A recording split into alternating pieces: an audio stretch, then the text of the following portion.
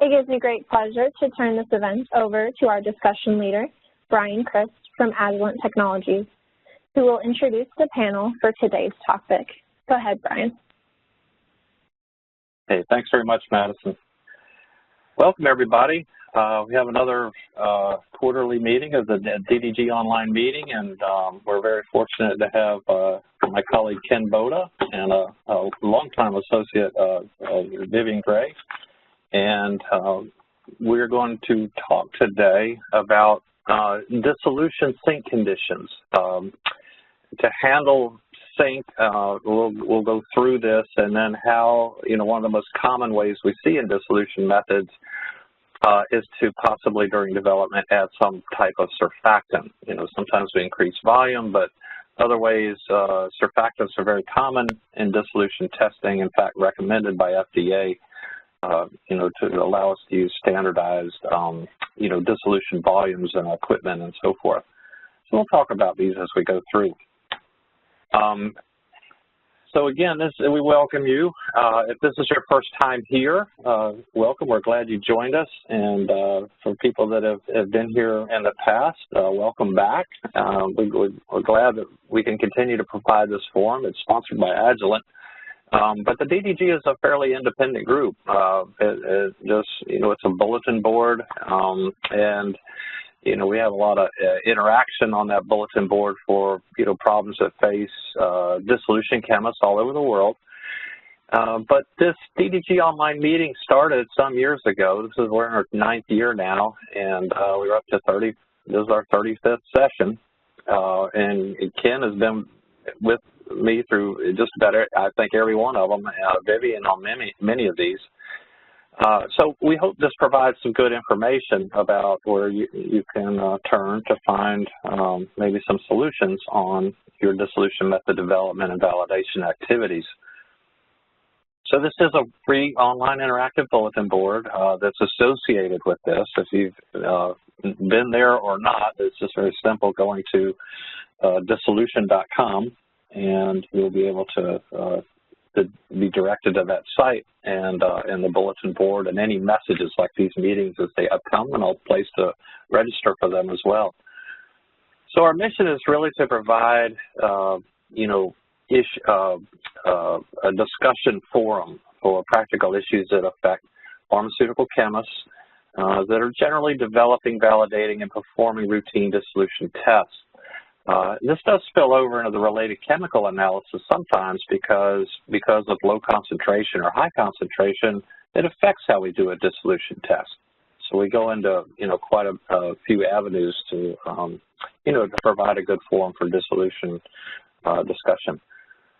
The home page you'll see here, this is actually showing the meeting topic of today, sink conditions and surfactant level justification.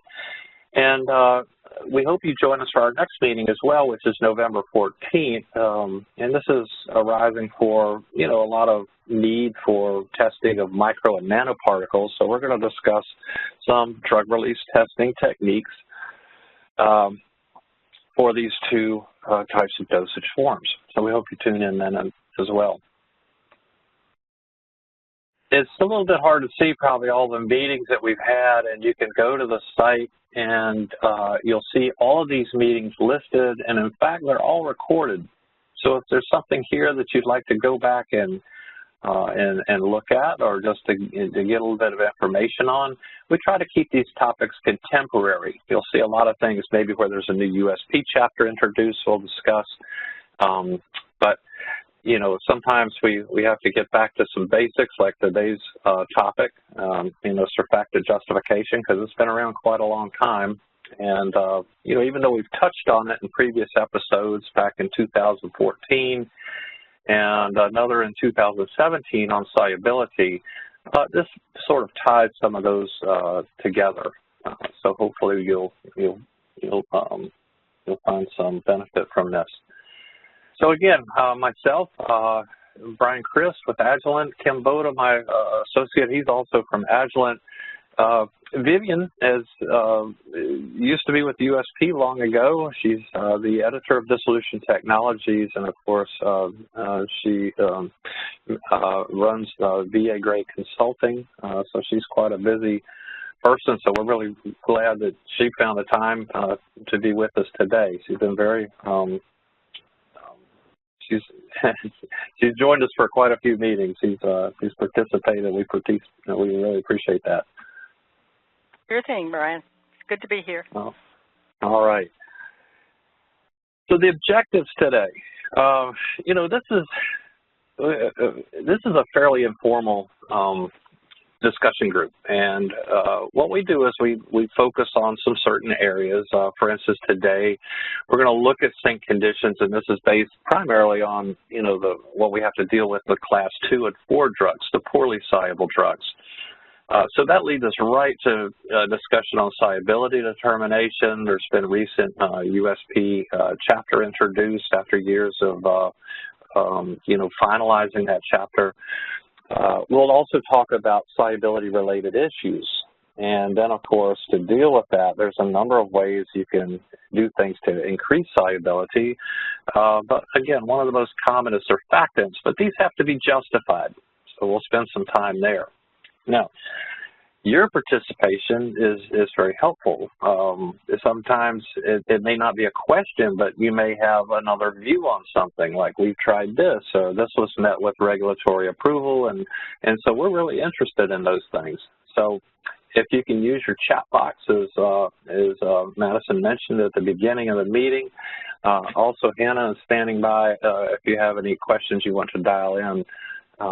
And you know, and ask a question or give a comment. That's more than well received.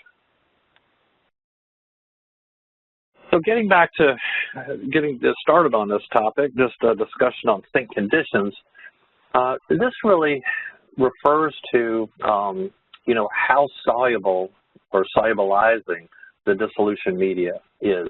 We're somewhat limited by the traditional dissolution test.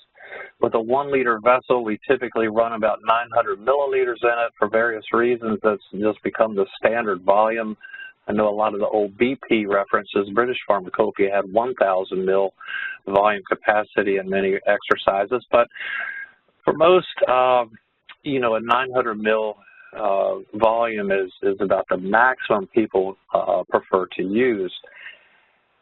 When we look at sink conditions, there's an important aspect that if we approach saturation, in other words, if a drug is saturated in a 900 mil volume, the label claim of that drug, you know, we have to do something to increase the solubility to a point where we should be about 3 times beyond the point of saturation for that API.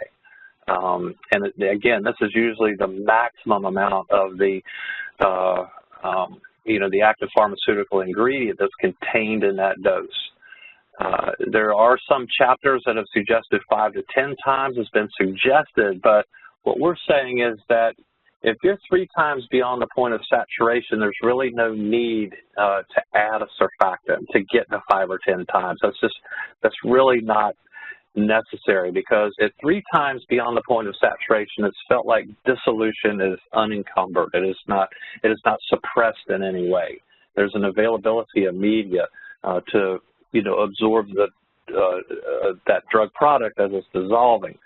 So higher sink levels are generally not an issue. There's no need to artificially decrease solubility just because you want to. Even if you thought that would be a good idea, you have to justify that. Just to give a couple of regulatory references to this, we find this in guidance for industry. This generally is you know, a window into FDA's thinking on any particular topic. One that's mentioned in the dissolution testing of immediate release solid oral dosage forms. For water-insoluble or sparingly soluble drugs, use surfactants such as SLS, sodium lauryl sulfate, is recommended, and these come from several publications, but primarily Vinod Shah. The need for and the amount of surfactant, however, has to be justified. Again, out of another guidance for industry, this is on scale-up and post-approval change for modified release products that adequate sampling has to be performed, for instance, at 1 to 4 hours and every 2 hours thereafter until 80% of the drug form is released or an asymptote is obtained. Again, it says a surfactant may be used with appropriate justification to increase that solubilization. So we'll talk about what we mean by justification in a few minutes. For right now, it's just going to be that we know we have to do it. And Ken and Vivian, jump in anytime you want. And again, folks, if I say anything that's confusing or you'd like some more information on, you know, please don't hesitate. Okay. So solubility is mentioned in the new chapter. Not mentioned. It is the title of a new chapter, 1236. And what this chapter is really focusing on is the thermodynamic equilibrium. That is saturation. That's where a solute is uniformly mixed into a solvent, and it is at a state of equilibrium, which is equivalent to it being saturated. All right, so whenever we say thermodynamic equilibrium, saturated, those are basically the same. So solubility, you know, are generally stated in unit concentrations such as molality, mole fraction, mole ratio, weight volume, you know, weight. There's a number of different ways to look at this, but it's usually some type of weight volume that we, you know, very commonly use, especially on a test that you'll see for the shake flask method that we're going to mention in a moment. So dissolution is a non-equilibrium process of approaching the solubility limit at thermodynamic equilibrium, and this is a point where it's uniformly mixed, and the rate of dissolution will affect the time really affected to reach equilibrium. It will not affect the final equilibrium.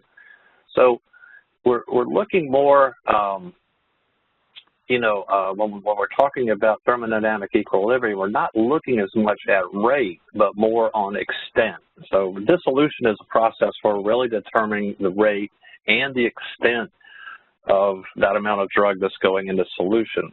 So today, we're not as much focusing on the rate as we are the extent.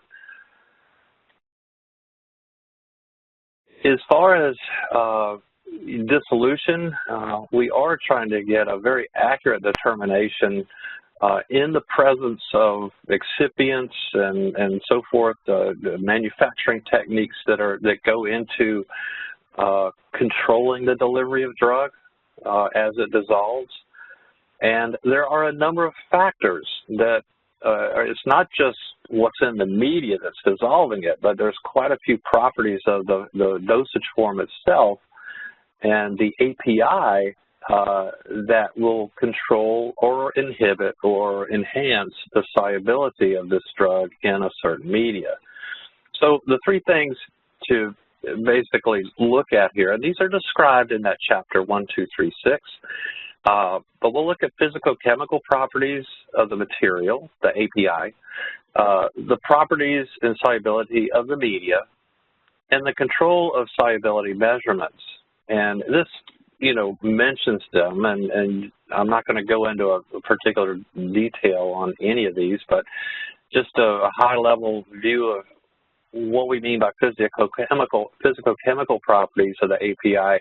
Of course, surface area and particle size are huge for allowing it to solubilize. In other words, large particles compared to a micronized or a powder, if you will, can have a tremendous impact on rate, the rate at which something goes in. Now, these do not necessarily have a big influence on extent. Like, you know, it may take it longer to go into solution, but eventually the drug will be in solution in a saturated state, so we can determine that concentration. Okay, but if it is a poorly soluble drug, control over these three areas, surface area, particle size, and the crystalline versus amorphous state of the API, will have a big influence on rate. So understanding something's poorly soluble is one thing, And then understanding what we can do to increase that physically is another. Yeah, Brian, there's just one minor detail in that the particle size distribution is also important. Obviously the particle size, but the distribution of the particle size is sort of a minor detail, but you should be aware of that. No, that's a good point. You're talking about if the API is many different sizes, right, or are you talking about the distribution of that API within a drug product? You're talking about just a whole lot of the different sizes of. I mean, and there usually isn't just one, narrow particle size. Usually there is a distribution, and so sometimes that becomes important because you might have a particle size distribution that has a fairly high percentage of larger particle sizes than smaller, and so on and so forth. That's a good point. I think that's all part of the big thrust into quality by design now as well, right? Exactly. Exactly. Yeah, to understand what they call that, a critical quality attribute. In this case, it would be like the distribution of multiple size particles across. And that has a huge impact on batch-to-batch variation. I mean, once this drug goes to manufacture, effectively you could have a drug that is going to fail some type of dissolution test because of it. True. Other things, moving on to the media, there's quite a few things that affect, the solubility that the media has for this drug in terms of its pH, polarity, surface tension, added surfactants. We are discussing about poorly soluble. The use of co-solvents, which is usually discouraged unless, there are products that are quite difficult to put in to solution with extra volume, even the addition of surfactants. So solvents may be a last resort that may need to be used. And then there are salts. Sometimes the API could be, maybe remanufactured or developed to provide, a way to make it more soluble. But buffer salts and things like that can be very, very helpful as well. Brian, I'll just add one more thing back to I guess this might come under surface tension, but the osmolality and the viscosity, especially with injectables, is a very important aspect that you have to consider too. Oh, this is true, yeah. And see, that's going to apply more toward these nano dispersions and micro dispersions because they themselves have certain surface energies that make them more or less soluble. Sometimes they actually are so small they try to clump all together, and it makes them very difficult to put in the solution. And sometimes that's Go ahead. No, but that's a great point. I'm glad you. And also molarity. The molarity can affect the solubility. At times, people can vary the molarity of a media to increase or decrease the solubility. No, that's true. That's very true. And I think a lot of those are mentioned in that chapter. Things that, avenues that you can take to, to increase the solubility of that drug. Of that drug in the media. And then, there's the solubility factors themselves where you're looking at control of solubility measurements. This is, doing a test and how to do that consistently to get an accurate picture of how, the solubility profile of this drug actually is. And this is going to be controlling temperature, of course, allowing enough time for this to go into solution, but, many things are kind of rate limited in terms of the final formulation, in terms of, we don't want this thing to be dissolving forever. But then, back to the testing, the agitation method is very critical as well. So we're going to spend a few minutes looking at solubility measurement, the things that affect that. So factors affecting solubility and measurements, come from the pH, the solubility of, you know, ionizable acids and bases are pH dependent. Salts and counterions, you know, may form salts which oppositely charge counterions, and I think this is some of the buffering that you were mentioning there. So the solubility of decreases as common ion, counterion increases. So this is called a common ion effect. Co-solvents. Because water is often a poor solvent, for some small molecules, but combining it with other solvents may, and again as a last resort, may be necessary to increase solubility, but that's usually when everything else has failed. I probably should have put that last, I guess. And then the discussion, the topic du jour, surfactants, and these really deal with some type of material that is, above the critical micelle concentration, CMC as it's called, and the number of micelles in a solution increases linear with the increase of a surfactant. But that is once you get above the CMC. And we're going to show you a chart in a little bit that's available in actually the 1092 chapter, the dissolution method development and validation chapter. A chart that shows some of these minimum, the CMC for these various surfactants. And I know mentioning micelles, but just a very brief, this is an aggregate of molecules in a colloidal solution. This is something that would be formed by, by detergents. So in other words, it's just a rate at which the surfactants are effective. Brian, I see some questions. Two people have questions. Great. I don't know how to find them. Yeah, go ahead. Just, do you want to read one out? And I can go ahead and read them out if you guys want to answer a couple. You want to go ahead? And I can't see that from my screen right now. Yeah, I can't see the questions either, so go ahead and read them out. Okay. Well, let's start with this first one. So what does it mean the asymptote is reached during dissolution? The asymptote. In a dissolution profile, for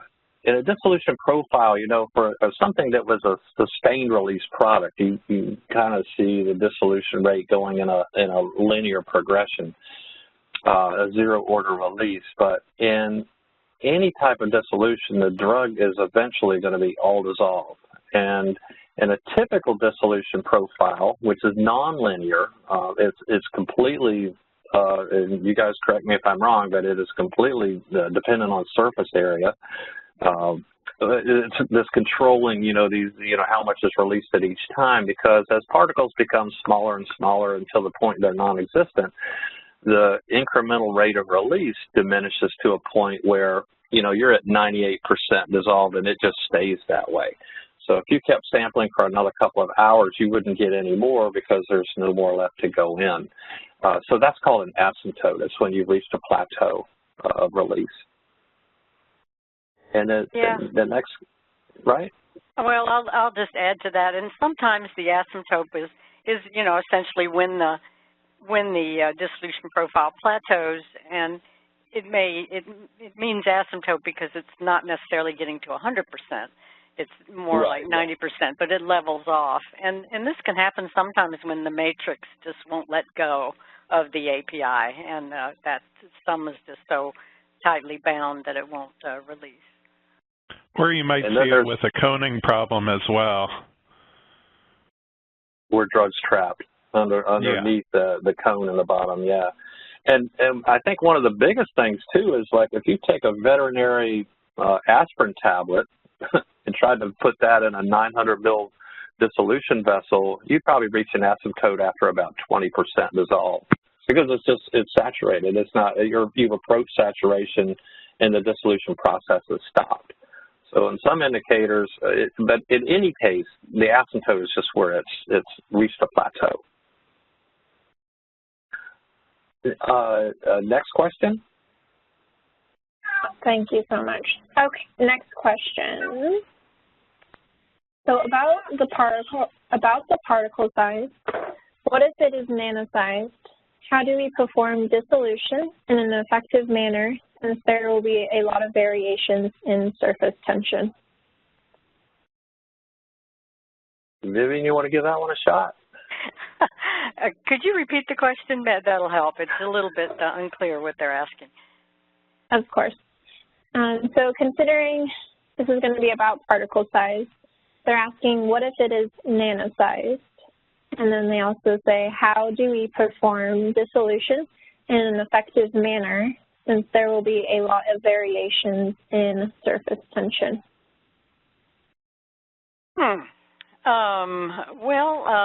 Let's see. Dissolution for nanoparticles is challenging. I think we're even going to devote another panel discussion in November on that. Yeah, it might be best till then, almost, because that's a really involved question. So, while the question is right on, the answer to that is going to be lengthy, and I think it'll be best addressed. I appreciate the question, because that it can add a facet to the discussion we have in November. But hopefully you can tune back in if we can push it off till then. That would be great. One thing that would be really great is if you could post that question on the dissolution discussion group board itself.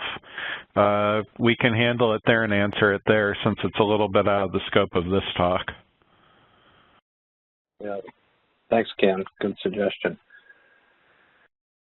All right, thank you. I will go ahead and I'll let the attendee know that redirect them to that web page where they can put the question there. But at this moment, there are no other questions. So we can go ahead and continue. All right. So there are other things that,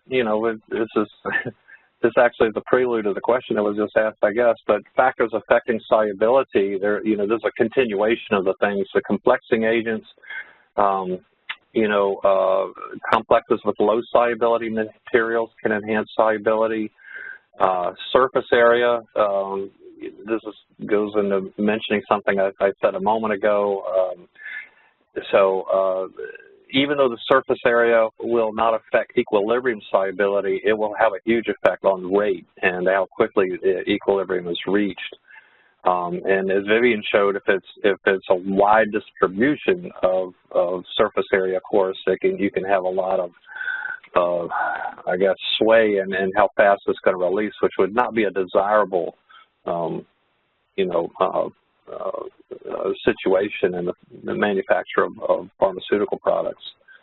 And then, as the question mentioned, surface energy for nanoparticles, when a particle size approaches that range, the nanoparticle range, the surface energy alone of the particle may increase its solubility.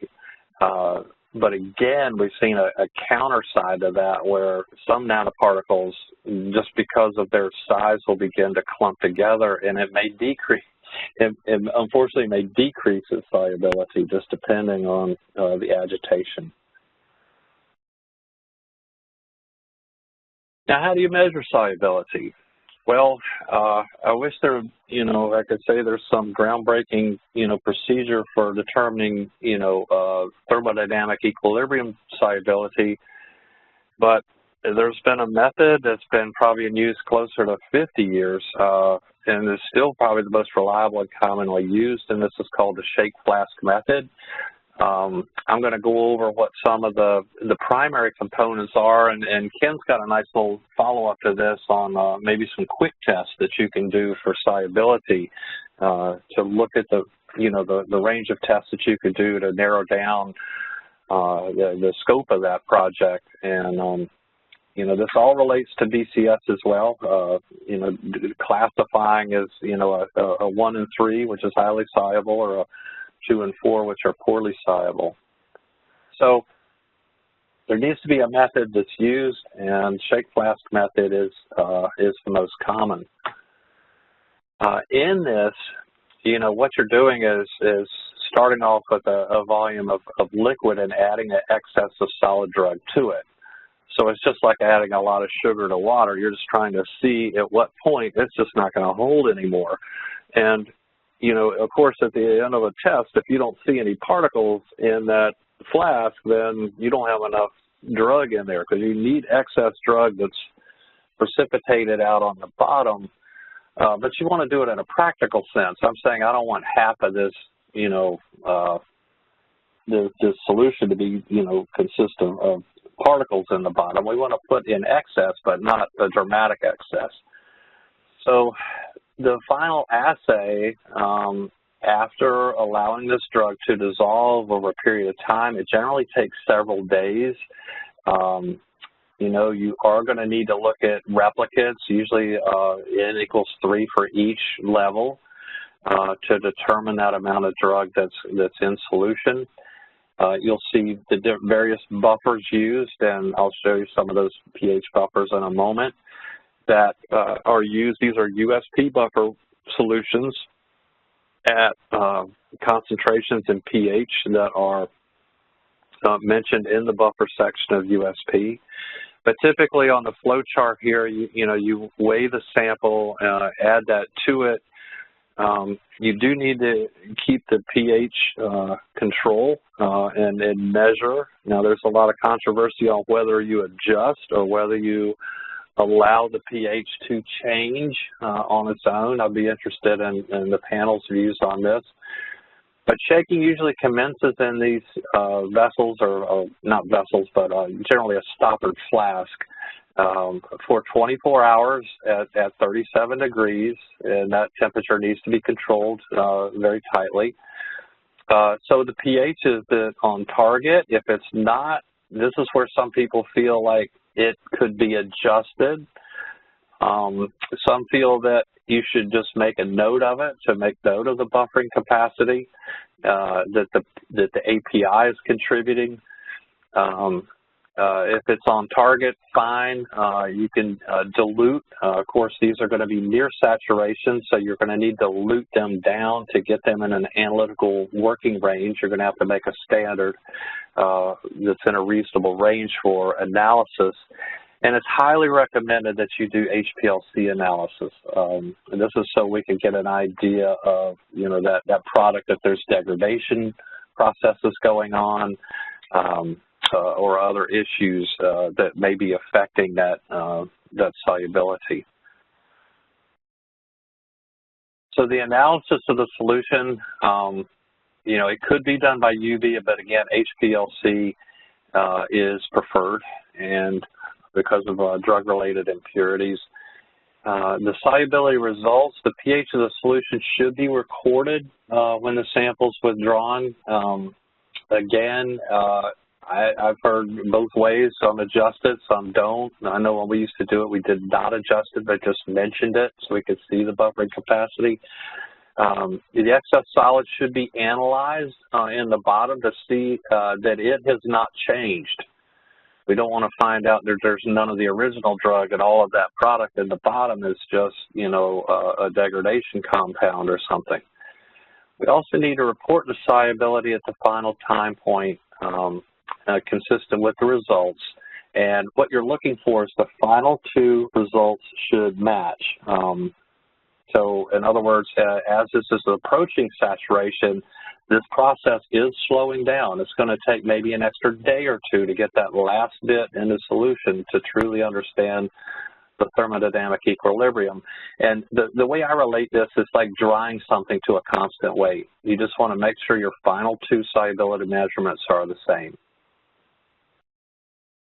Now, Dr. Brian, yeah, you do have a question. But the other thing is I wanted to add, you know, in normal method development, when you're coming up with a media, you know, you are measuring whether the pH changes after the dissolution test is done. So it is important to at least make a note of this, and you wouldn't choose if you have a choice. I mean, sometimes you're just finding out the dissolution for regulatory purposes in a certain pH. But, you know, ideally you would not have a dissolution media where the pH did change over time. And like I said, you have a question there somewhere. Yeah, I just want to follow up with that. Yeah, truly water, you can definitely have huge issues, but FDA discourages it for that exact reason. There's no buffering capacity. So the pH buffers that you'll see in USP, they're fairly rugged in most cases, and I agree with you. You know, I know when we did it, we did not adjust the pH. We made note of it to see if that was something that could, you know, it could cause some issues, or maybe we could modify our media to be a stronger buffer or something. But generally, that it is very important to note. The question, is there a question? Yeah, the question is, how can we determine the rate of solubility for API? The rate of solubility. Well, you know, that could simply be done, but you're not going to want to do it in excess. I would say, you know, even doing a solubility measuring test, if you took a lot of samples out of it as it was in its early stages, you could maybe get an idea of rate. But I mean, to me, this is like a particulate test. You can do it in a regular dissolution vessel and add the maximum dosage strength of a drug and put it in a vessel to look at, you know, how fast that's going into solution. But generally, the excipients and the formulation are going to be done.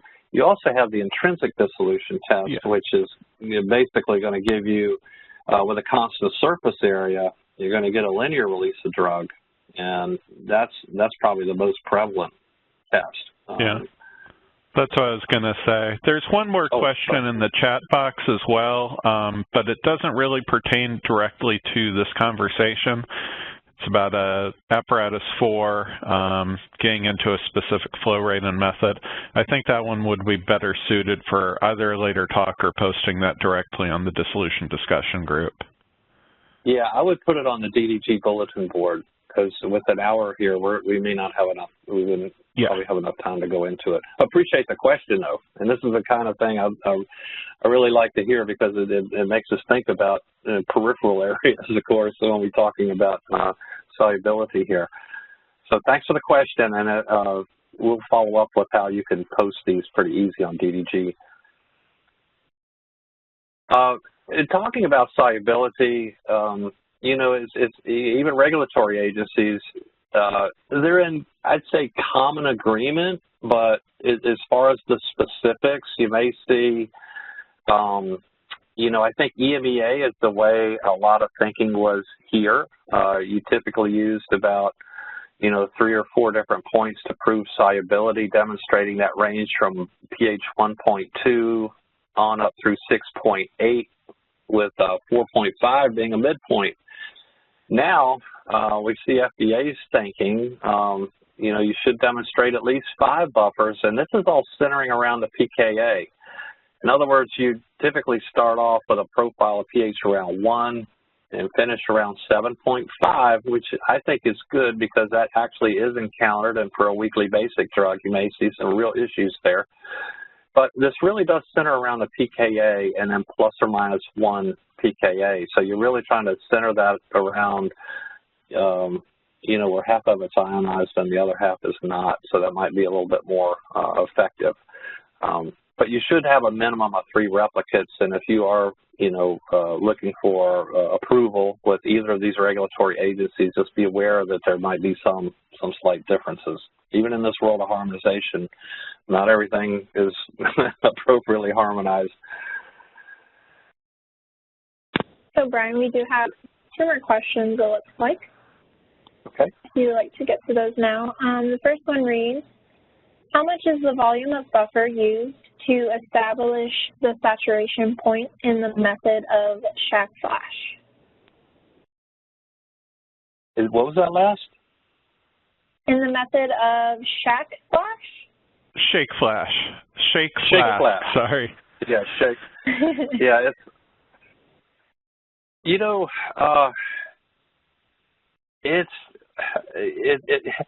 I hate to say it's a monetary issue. Ken, correct me if I'm wrong. I work with new products that the initial API was so expensive that it's like they give you a gram and say, hey, this has to last you for a month. Ken, you ever experience that, Vivian? Oh, definitely. So it's like, I hate to say it like this, but it's whatever you can get away with. You might we run these tests in like 50 ml flasks and things, which is extremely difficult. Yeah, I mean, I think the important thing to consider when you're looking at the minimum volume is what the accuracy of your analytical balance is. As long as you've got confidence there that your volume and your weight are going to be accurate enough to do the test, then by all means you can go lower. Yeah. In a generic instance, there's usually an abundance of this. This is not an issue, and if you can go 500 milliliters in each flask, that's great. But just beware. Sometimes there's some I hate to say physical constraints, but there are monetary constraints in some of this. But and just the availability of it, it's just not there. You know, for a generic sense, it's much easier, but it's really dictated by, you know, you are trying to put a certain amount of drug in solution and you do need an excess. So volume is really not mentioned in this. I don't remember in chapter 1236. Do you, Vivian? I don't think it comes up and says you got to use a 250 ml flask or 500 or something. Yeah, I think it more comes with the BCS classification. They give you, you know, 250 mils of your highest dose. Okay. That's all I know. No, that's a good point. That's a good point, because most of the BCS is in terms of a maximum dose going into 250, and maybe that carries over into the solubility to, you know, shake flask method as well. That's a good question. The shake flask, excuse me, is determining, you know, saturation and solubility from one standpoint. With the BCS, you're just seeing, are you meeting a certain standard of solubility? So it's a little different concept for the two. Okay. And the other question is, we've already answered it. It says, if the shake flask method, it requires a lot of API, how do we tackle this? And this just dovetails with the volume, so we can move on. It will, and you know, the initial stages of drug development, it consumes a lot of API. You've got to get the intrinsic rate. I mean, to understand the rate that the drug itself is going in is one of the other questions raised. That can take, you know, grams of API and more, depending on how many tests you run. But the solubility, I think, consumes way more. Okay, so the solutions to solubility issues. Once we determine that we have, you know, a poorly soluble drug, according to BCS, it falls into a 2 and a 4. And you got to remember, there are some drugs that fall into the poorly soluble category because they failed one of those pH where it wasn't soluble. You take a drug like ibuprofen, it's quite soluble in pH 1.2 and 4.5, but at 6.8 is poorly soluble because it's a weakly basic drug. And I think they call that a class 2B or something like that. Is that right, Vivian? And, you know, some types of drugs like that are going to fall into a class 2 solubility category. Right. So there's things to work with there. But anyway, surfactants, you know, we're going to focus the discussion now, shift it a little bit toward the solutions, I mean, like the answers to solubility issues. So some of the best things are to evaluate different surfactants at the time. There are quite a few, and we're going to go over these in a little more detail in a minute. You'll see constantly mentioned, probably the most common is sodium lauryl sulfate, SDS, or its identical name, sodium didecyl sulfate, SDS. Tween, very often used, CTAB, and rarely bile salts. These are naturally occurring surfactants. And by the way, there are naturally occurring surfactants in the GI tract in the terms of bile salts. So it's probably more of a biorelevant approach, but definitely not a preferable one. So when we perform these studies, you're going to create 4 or 5 different media depending on the issue. Again, we're suggesting 250, although there's no, that's basically because of the BCS, as Vivian had mentioned. You're going to add a different surfactant to each, add API equivalent to the dosage strength, and put it in an orbital shaker. Ken, these are some of the ones that you were going to discuss, I think, right? Yeah. So this is just a quick screening to see what some good potential medias would be that would meet sync conditions with your API. So this is a little bit quicker and easier than just doing the straight solubility study. So I've recommended creating basically a matrix of different media combinations. So you can create 4 or 5 different medias across the pH from, say, 1.1, 1.2, all the way up to pH 7.5. Add some different surfactants to each one of those to create the matrix. Add your API equivalent to the dosage strength, as Brian said. The thing that's nice about using 250 or maybe 300 mils is that by adding the API strength to this 250 mils or 300, if you end up being soluble in that volume, then you know you've met sync condition because sync condition will be 3 times that, so you'll fit within, say, a 750 mil, 900 mil dissolution volume. So once you've got your API in the various flasks, you can put that on whatever sort of shaker or agitation device you want to use, and just simply do a visual check and see what has and hasn't dissolved. And if you want to go to the next slide, Brian. Okay. I was just going to make one note on the mixing of it, that has to be temperature controlled, or suggested that it's put in some type of hot box or controlled environment chamber where it's maintained. And so coming out of that solubility screen, you can kind of get a feel for what the best combinations are for surfactants or perhaps no surfactants in pHs, and just get a general idea before we get to the dissolution tester on what may or may not work. One thing I do want to note about SLS is that if you are using SLS, that is not going to go well with a potassium phosphate buffer. You always want to use a sodium phosphate buffer because you'll have that SLS crash out of solution when it's cooling in, say, your HPLC vials or test tubes after you collect the sample. Next slide, Brian. Mm-hmm.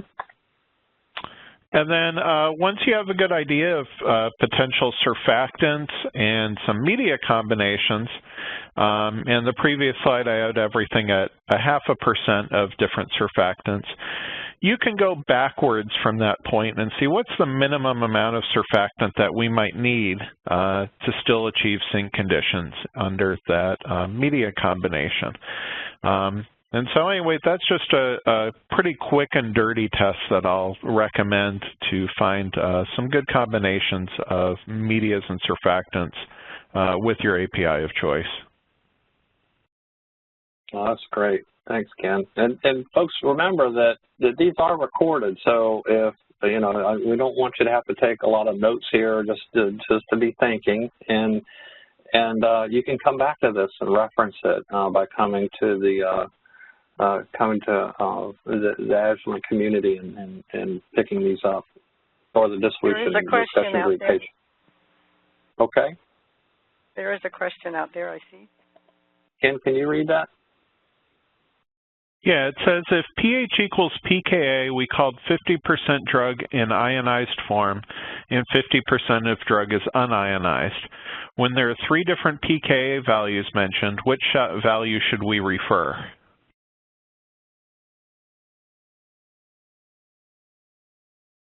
Three different pKa for yeah, one. I mean, that wouldn't be very typical, right, to have 3 different pKas?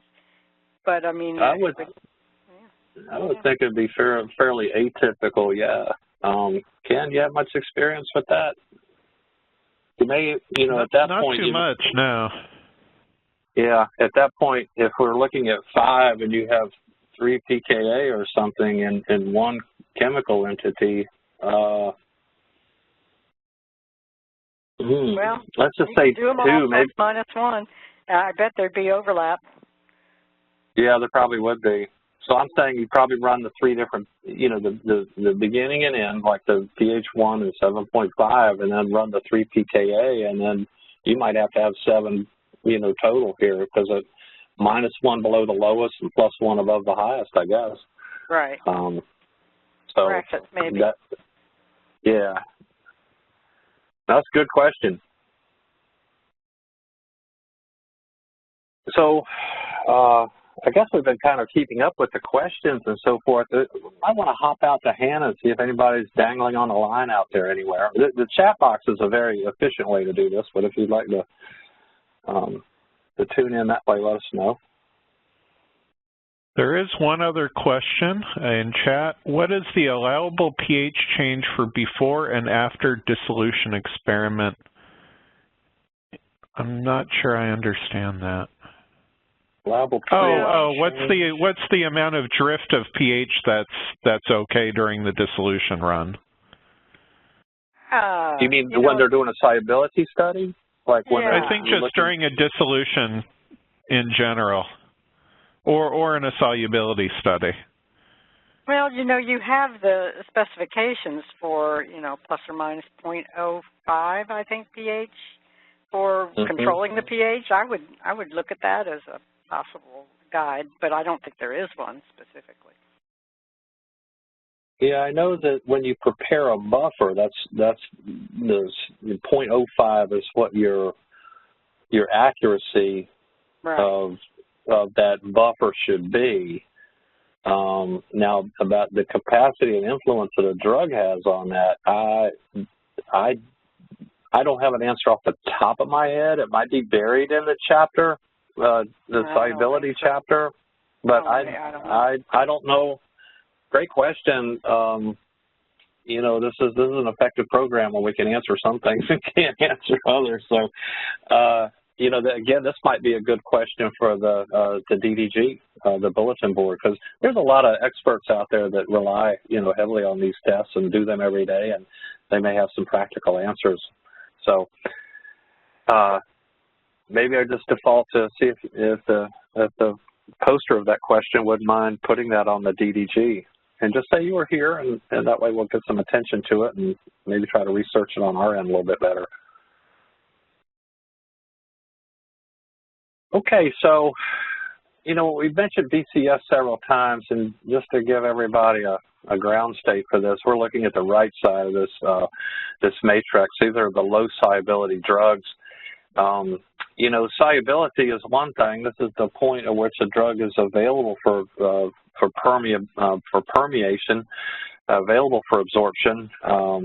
But that can have a big effect on permeability depending on how fast it goes into solution. If it's not all going into solution for a long period of time, you're missing a window where a lot of this drug could permeate and actually do something. So they are hand in hand, but for the sake of discussion today, we're just looking for the solubility of the drug. Looking at Remington's, just, to give you an idea of solubility classes, something that is less than one, to take a gram of solute and put it in 1 ml, if it goes into solution, of course, that's extremely soluble.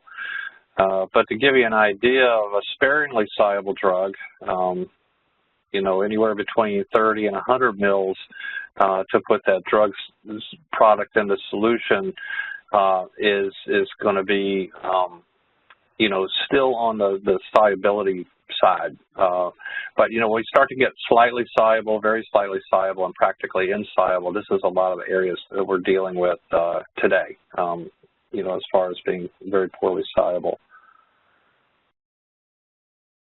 Factors, we mentioned things that you know, affect the solubility of the drug or the extent of drug.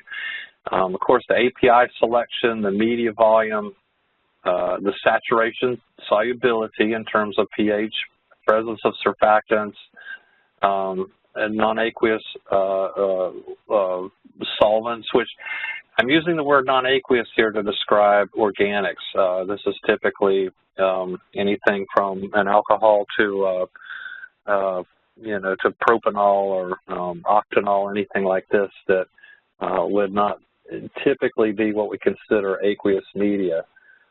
But this all has to be relative to sink conditions as well. Ensure that highest dosage strength is soluble in 250 mils or less of those different medias that we've been discussing so far. API, again, it's a little bit more. We're talking about the selection. API has an effect on both rate and extent. Again, rate comes up when we deal with things like particle size and so forth. The crystalline versus amorphous state of a product has a huge impact, with crystalline forms being, because of their high energy of bonding and double bonding, it makes it much more difficult to put into solution than something in more of an amorphous state.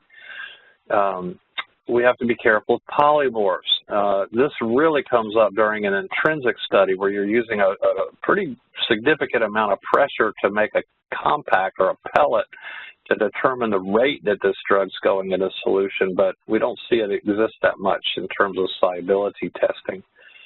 And then, of course, there's complexation and salt formation as well. Media volume. Just one note on that last slide, Brian.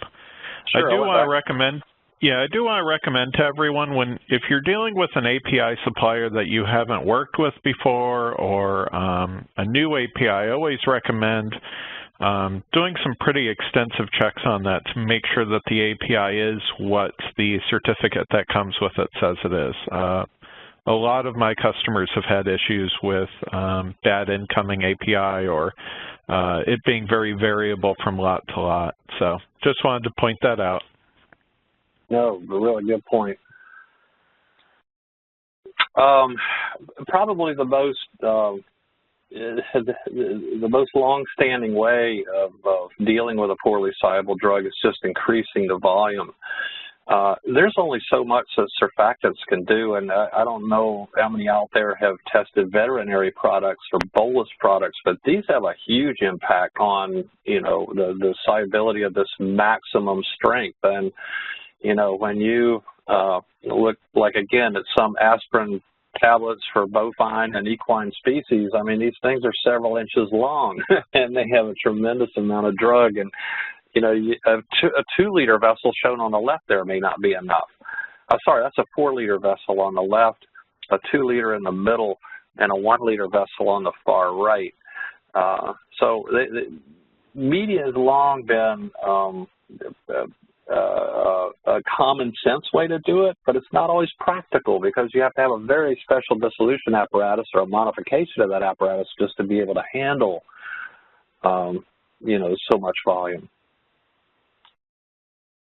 The saturation solubility pH, if that API is ionizable, solubility may increase by a change in pH. At pH approaching the pKa, more of the API is ionized, the solubility increases. So, you know, these are just some things that can control that saturation through pH. But surfactants, you know, they're probably the most go-to, I guess, of solutions, but again, recognize that typically 3 to 1 is what you're shooting for. Now, does that mean you have to have 3? I'm going to say right now that FDA has accepted product that may be slightly below that, but they've been justified to control that release where it does not, you know, typically suppress the rate of solution in terms of its extent is what you'd have to, I'm sorry, in terms of its rate before you reach that amount where it's saturated. But you'd have to have a bit more justification there. But for solubility enhancement, surfactant concentration above that micelle limit will depend on the surfactant itself and also the ionic strength of the media. And of course, there's various surfactants that are going to be, basically able to pair with that drug as well. Some are more effective than others. Excess surfactants can cause a drop in discrimination. This is the primary reason that surfactant levels have to be justified. So in other words, if 0.2% sodium lauryl sulfate will do the trick, and we throw in 0.5% or more, we may actually cause the release to be fast enough where we lose discrimination or the ability to tell a good batch from a bad one. It's just, it's overriding the effect of looking at the true, the product going into solution, but forcing it to be faster, which will, not allow us to have the discrimination that we have in our test that we should have. So when we look at, there's a good statement that comes in SUPAC modified release. This is, again, a FDA guidance, and it was put out a long time ago, but it is still very helpful for looking, and we'll just read through this. Where the concentration of surfactant used for the test should be justified, typically the lowest concentration required to achieve acceptable dissolution should be used. SDS concentration range of 0.1 to 3 or higher has been used. In unbuffered water, however, SDS at concentration below 0.23 behaves more as a wetting agent. And that's generally because I'm below that critical micelle concentration. If the SDS at a previously approved concentration does not yield at least 85% in 60 minutes or interacts with the active, other surfactants listed on the FDA website should be examined. So there are, basically this is a hand-pick thing. There's really not a list, but this directs you to the FDA dissolution, what am I trying to say here? This directs you to the FDA dissolution method database, okay? So you have to kind of cherry pick which ones have surfactants and what those are. A much more concise term, chart, I think, has been put into the USP in Chapter 1092 on method development and validation. Now it comes to light where the ionization of the drug can be paired with maybe a more appropriate surfactant. And many times we're looking at anionic surfactants, sodium dodecyl sulfate or sodium lauryl sulfate. And again, that critical micelle level and percent weight volume is 0.23%. Or greater that we need to be to have an effect on that. So this is showing the CMC, the critical micelle level, for each of these different surfactants. I think the other one's probably the most prevalent, and you guys let me know what you think, but generally, I've used CTAB, polysorbate 80, and yeah, I have had to have used Tritenex as well, but that probably comprises about 98% of what I've had to use. Any thoughts on these? There's a question out there, Ryan, I see. Okay, Ken, can you read that one? Or Vivian? It looks like it's a response about the multiple pKa's from one of the other attendees. It says multiple pKa's arise due to multiple ionizable groups on the drug. A good example of this is an amino acid. I would guess that your selection of pH or pHs should depend on what the active form or forms of the API is or are. Excellent. This is why we have experts from around the world come in here and help us through these topics. So, and again, this is a discussion. It's that's valuable input, and and that's what we're looking for on the discussion group. Thanks very much. So just a word on organic solvents here. I mentioned volume, we mentioned surfactants, but organic solvents, again, are generally unconventional and used as a last resort. However, this has not prohibited their use. Proof above all other strategies failing has to be provided. So what we call this is more of a trail of tears approach. You have to exhaust yourself on all the, the volume and surfactant and, media, even how we handle the API. Are there salt forms of the API that would be better? Things like that. So when everything has been exhausted, and if this is the form we have to deal with, then of course the use of organic solvents or non-aqueous materials may be required. But again, significant justification needs to be given for that as well, because like surfactants, too much of it will you'll lose discrimination in the test. And for many drug products, any amount of alcohol can really affect those discrimination capabilities of the test. So we've run about 7 minutes over so far. We have, I think, kept up fairly well with the questions and suggestions that the folks tuning in have provided. And this is more of a general wrap-up and discussion. First, Vivian and Ken, what do we miss here? What did it look like we covered this? Yeah, I have a couple of notes that I was thinking.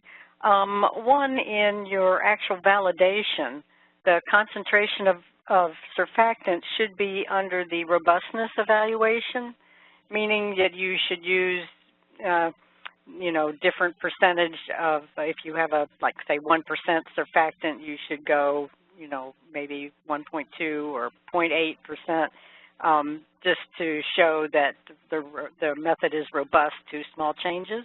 That was one thing I wanted to mention. And then the other was that to get discrimination, sometimes you need to go below sink conditions. And this is, remember, sink conditions are not mandatory, they're just desirable. Of course, the ultimate goal of a dissolution test is to show discriminatory power, and if you need to actually go below sink to show that, that is okay. Those are my two notes that I had. No, excellent. That's two great refinements right there. Ken, any thoughts? No, I think I'm good.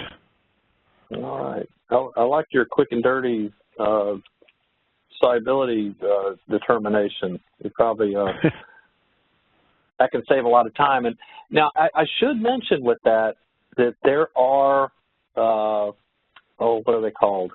In the 1, 2, 3, 6 chapter, there are other techniques that may be used to judge apparent solubility.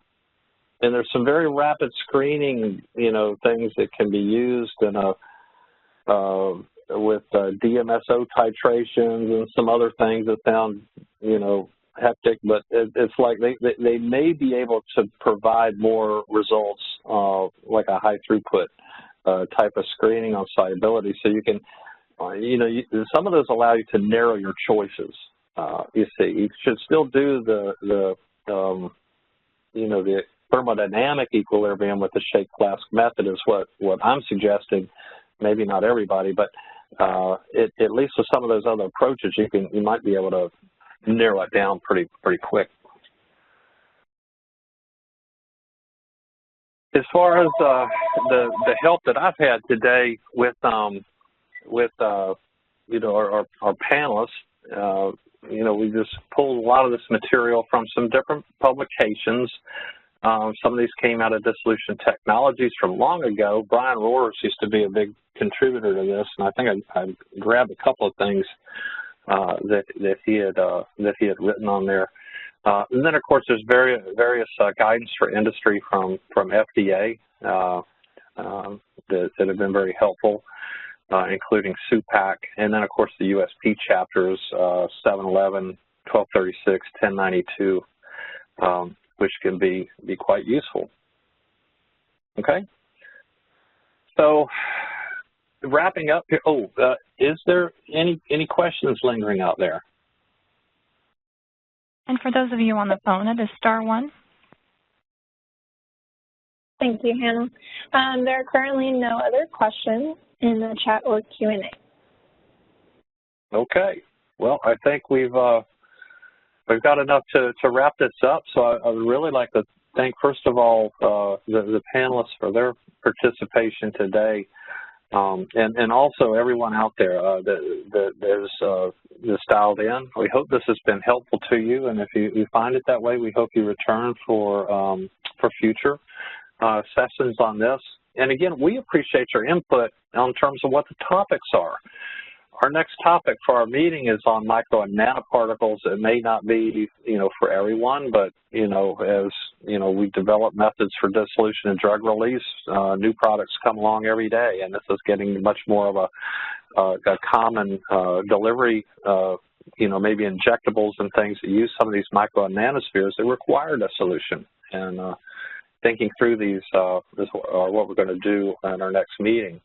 But we do look for your suggestions on hot topics, things that are changing, recent guidance, things like that. So if there's a topic, look through the list first to see what we've done, and if there's something that, is generating an interest that would be helpful for others, please let us know. And you can let us know in suggestions on the DDG site.